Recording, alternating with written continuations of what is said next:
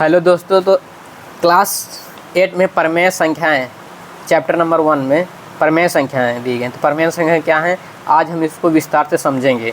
तो पहले इसको प्राकृत संख्या क्या होती है, पूर्ण संख्या क्या होती है, पूर्णांक क्या होता है, धनात्मक क्या होता है, ऋणात्मक संख्या कौन सी होती हैं, वे संख्या हम विस्तार पूर्वक पढ़ेंगे।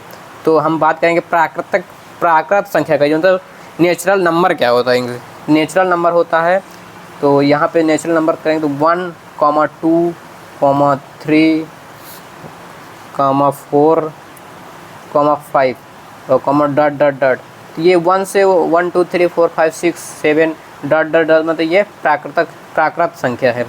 और अब बात करेंगे पूर्ण संख्या। तो पूर्ण संख्या क्या होता है, पूर्ण संख्या बस वही होता है, यहाँ पे इसके आगे 0 लग जाता है, 0 फिर 1 2 3 4, ये पूर्ण संख्या होती हैं। बस इसकी प्राकृत संख्या क्या होता है, 1 2 3 से स्टार्ट होता है, अब पूर्ण संख्या होता है 0 लग जाता है। बस प्राकृत संख्या और पूर्ण संख्या में यही डिफरेंस है।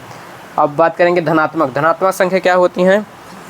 धनात्मक संख्या वो होती हैं जिसमें 1 2 3 4 6 8 6 7 8, मतलब जिसमें प्लस का चिन्ह लगा हो, +1 +2 +3 प्लस, तो वो धनात्मक होती हैं। और ऋणात्मक संख्या क्या होती हैं, ऋणात्मक संख्या होती है जिसके आगे माइनस लगा हो, तो -1 -2 -6 -8 और या डैश डैश डैश -6 7 8 9, ये क्या होती हैं, ऋणात्मक संख्या होती हैं। अब पूर्णांक संख्या क्या होता है, तो पूर्णांक संख्या वो होती हैं तो जो धनात्मक संख्याएं और ऋणात्मक संख्याएं होती हैं, जो धनात्मक संख्याएं और ऋणात्मक संख्याएं, उन्हीं को हम पूर्णांक संख्या कहती हैं। जैसे प्राकृत संख्या और पूर्ण संख्या, ये सब मिलाकर ये पूर्णांक संख्या ही कहलाती हैं। तो ये आपको समझ में आ गया होगा, प्राकृत संख्या क्या है, पूर्ण संख्या क्या है, पूर्णांक संख्या क्या है, धनात्मक संख्या क्या है, तो आपको विस्तार पूर्वक समझ में आ गया होगा। अब बात करेंगे जो चैप्टर में, हमारा चैप्टर का नाम है परमेय संख्या। तो परमेय संख्या क्या होता है, तो परमेय संख्या को हम यहाँ पे लिखेंगे परमेय संख्या, परमेय संख्या, परमेय संख्या। तो परमेय संख्या को हम P अपन Q के रूप में प्रदर्शित करते हैं परमेय संख्या को। और परमेय संख्या में एक कंडीशन होती है कि Q, यहाँ पे लिखा होता है Q is not equal to 0, मतलब Q का मान 0 नहीं होना चाहिए। जैसे 7/0 तो इक्वल टू इन्फिनाइट होगा, तो ये एक परमेय संख्या नहीं है। अगर Q का मान 0 है तो वो परमेय संख्या नहीं है। तो परमेय संख्या क्या हो सकती है, जैसे 2/3, तो ये 2/3 मतलब भिन्न के रूप में लिखी हो तो वो परमेय संख्या होती हैं। और जैसे 6/9, तो ये क्या है, परमेय संख्या। जैसे 7/9, तो क्या है, परमेय संख्या है। और माइनस को 2/3, ये क्या है, परमेय संख्या है। -4/2, तो क्या है, परमेय संख्या है। नहीं, 4/3, तो ये क्या है, परमेय संख्या है।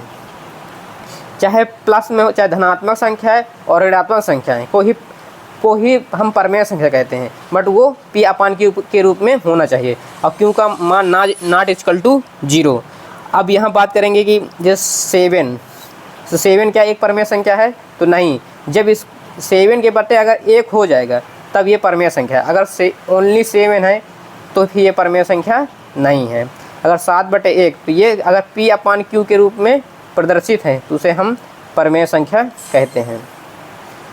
और Q का मान कितना, 1 हो गया, और P का मान 7 हो गया, और ओनली 7 है तो फिर ये परमेय संख्या नहीं है। अब बात करेंगे जैसे 7/0, तो क्या होगा, यहाँ पे इन्फिनाइट आएगा, तो ये भी एक परमेय संख्या नहीं है। अगर बात करेंगे 0, तो क्या एक 0 परमेय संख्या है, तो हाँ, ये एक परमेय संख्या है। अगर ओनली 0 है तो ये परमेय संख्या। यहाँ पे कंडीशन दिया ना कि Q का मान 0 नहीं होता है, P का मान चाहे 0 हो जाए बट Q का मान 0 नहीं होना चाहिए, तो ये परमेय संख्या भी, ये परमेय। तो 0 क्या है, ये बहुत इम्पॉर्टेंट पॉइंट है कि 0 कैसी संख्या है। बहुत बार परीक्षा में पूछा भी जा चुका है कि 0 कैसी संख्या है, तो 0 एक परमेय संख्या है।